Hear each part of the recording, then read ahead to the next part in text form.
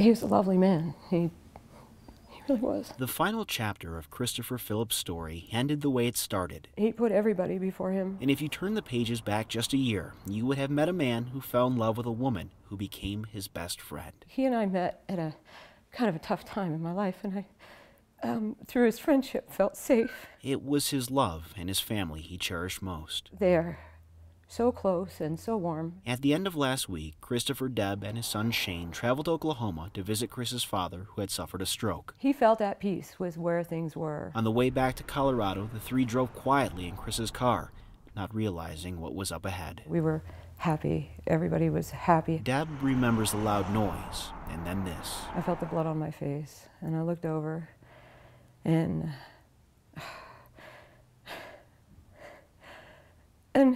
his eyes weren't open, and I reached over and I touched his face, and I put my finger on his lips, and I didn't feel him breathing. Stunned by what had just happened, she stumbled from the vehicle. I was just so overwhelmed with him being gone that I fell down in the ditch, and then there were people all around me. At that point, Chris's son had been rushed to the hospital.